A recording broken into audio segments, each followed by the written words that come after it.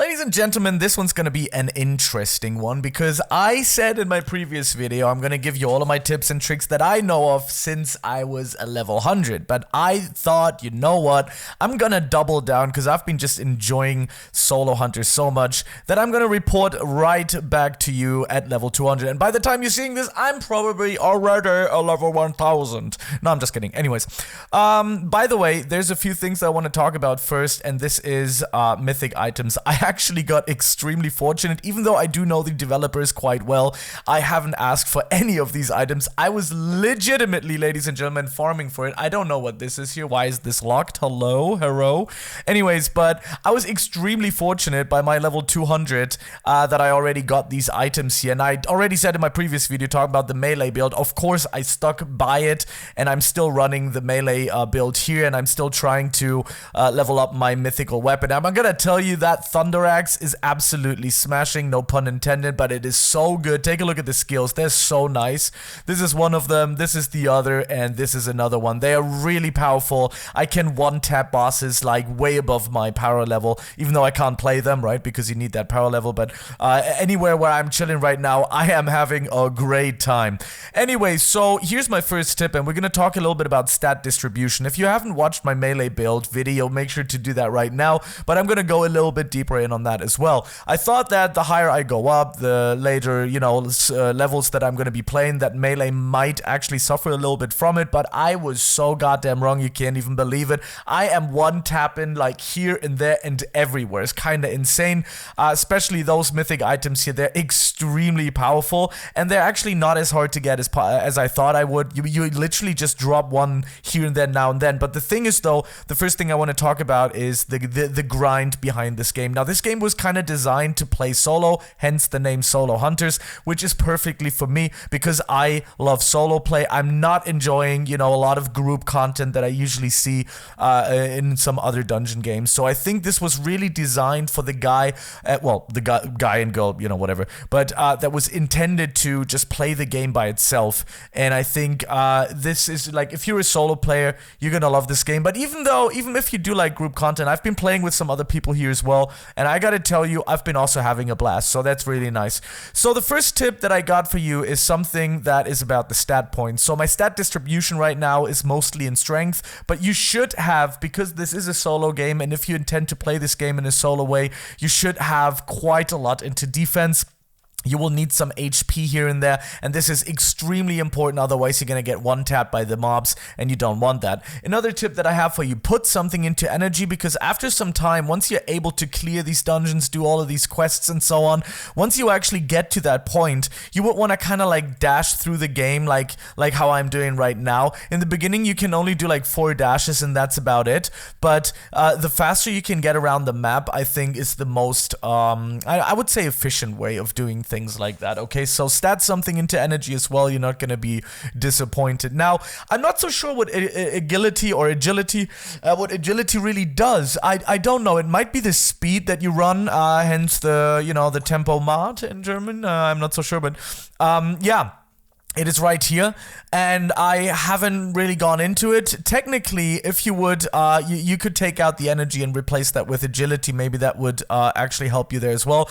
Right now, meta-wise, I think having a sword and defense and running the tank class is probably the best way of leveling solo in this game, but you might actually have some other ways. I still think grinding that mastery here for light took a long time. I mean, I could still technically do it now in higher dungeons, but overall, I think you're gonna have a good time if you're gonna go into melee. But think about that, you gotta be at least like level 50 to 80 to have enough into defense and into strength, and also having a good item there is really important as well. Another thing that I want to talk about is enchantments. We've done it. If you don't know where that is, literally right now, I'm gonna show you. It is around here. This is a really important part that you can go to. I think it's near the big portal here, near the big power break portal, which I'm gonna make a video about as soon as I possibly can, but not now. Yeah, anyway, so the enchant one is really important. Throw your weapon in there, select it, and choose a scroll to re-roll your stats. I'm also going to be making a video, a future video, which stats you should be aiming for, but since I don't know yet, it doesn't really matter. Now, For melee, another tip that I have for you is really important. That's actually the wrong one. Let's go into melee here. The best tip that I have for you is before you actually go into getting all of these crazy skills, I think you should max out the melee damage first of all, because just one-tapping everybody with a left click is just so satisfying. Technically, you do not need the skills, especially in the early to mid-game stages. You don't really need those, so just ditch them and just go for the increased sword damage. Trust me, you're not going to be sad with that. Now, it looks a little different. If you actually like ability play, you would want to focus on unlocking the abilities as fast as possible, because there's a pretty big cooldown. If we're going to talk about light here, and you can see there's a pretty hefty cooldown that you can see, and it will take much longer because it doesn't have a left click. So I do suggest going with melee. It just makes so much sense. And if you're getting the tank class, it's just gonna help you so freaking much. Trust in the words of the developers, and trust in the words of the content creators, in this case at least. Okay, so let's talk a little bit about gear. This is something that you should be focusing on as well, because this is that's what a dungeon game is all about, right? Is the gear. So if you go into the gear here, oh, by the way, also very important before we talk about the gear is always check the merchant, because the merchant later on, you can see I farmed quite a bit. I made about 2 million, and you can literally buy anything and everything in that. So if you're gonna go over here, I literally always go in and I'm like, oh, perfect stat cube reroll, I'ma buy that. It's there for rerolling stats. You can also reroll the reset skill tree stats, which is if you go in here, you will immediately see into the skill tree. If you're like, oh, I messed something up, you can just reset it with those and it will be shown up in there as well. As far as I believe, this cube here is also gonna reroll my stats, which is these ones. Sorry. Yeah, it's early. I've been on the grind so much, man, and I have so much stuff to do today. But anyways, yeah, you're gonna be able to reroll your stats like that as well. In the beginning, you might actually miss that. I have used reset with Roblox. I've done it once because changing from magic power to strength to melee, you know, that was the big break here for me, and it changed my entire world of playing this game. So really important. And please let me also tell you, do your dailies. They're really important. Okay, hello there. Hello. You okay? You Gucci, brother? It is kind of a little bit laggy and messy here there. A little bit. Do your dailies, really important. Now let's talk about the gear here just a little bit. There is an importance that you should know about, and if you go to the rings tab, there's 2 different mythical rings, as you can see. One of them is actually for ability damage, and one of them is actually for melee damage. They also come with different stats, and may I say, it was my idea, so thank you, Mold, for doing that, because I wanted them to have a little bit more value if you are in the later stages at trading. These before we started, before we started, every one of themselves, they were the same. Every single ring was the same, and I thought, why don't they give them a little bit more something like extra stats? So I kind of want to tap myself on the shoulder for that one as well. I also helped you guys by bringing this forward to Mod to increase the mastery gain, and also increase the item gain in this game, and they have. And as you can see that I've been quite well off when it comes with these mythical items. I do have to say it is quite hard to level them up like that. So you know, these power cells, they are really hard to come by. You have to just run dungeons over and over and over and over again.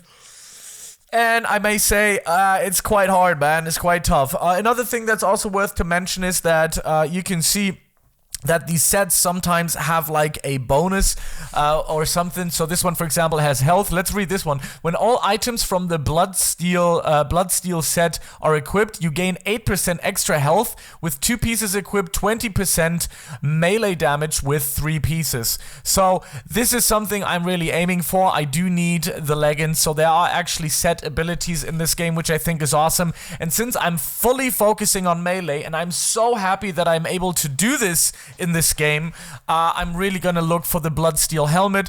So for you later on, it's gonna be worth checking out what items drops what. Wait, who's this? Who just dropped in here? Who are you? Oh god, 200,000. That usually looks legitimately like a dev. I remember that that Mold actually looked like that. So that must be a dev, because there's nobody showing up with 200,000 power. Somebody's being invisible here on us. Hello? Who are you, sir, ma'am, please? But anyways, yeah, I've been enjoying this game a lot, and this is what I've learned with level 200, so I switched from ability to melee. Of course, I still do my dailies, I still do everything here, and I am hyped about summoning powers, but the chances are so goddamn low that, you know, I did get a few legendaries, but a mythic, and there's no pity system as far as I believe, so that would be nice. I feel that they should be adding a mythic pity system. Let's see if there actually is one, but I don't see anyone right now, so there's none. They should be doing that. But yeah, that's all I got. I'm level 200. I've been following the quest lines, so if you are interested in that, please do so. You can always click here, track a new quest giver, for example, and it will then tell you where you can go. For me now, I've unlocked a level 200 plus quest giver, so this is a new journey for me right here, which you can see there, which is the desert dungeons. And yeah, I haven't done it yet. I probably make a video about it very soon, but this is a crazy noob to pro jump from level like 80 when I did the last video to 200, and I hope this helped you just a little bit. This will be 100%, this is my quest, the #1 channel for solo hunters. I love these games. I've been doing dungeon games for almost 4 years now on this channel, like 3 years or something, so I know what I'm talking about, and I will bring you the best guides and tips and tricks to this game, to solo hunters. Anyways, thank you very much for watching, and I'll see you in the next one. Have a good one. Bye.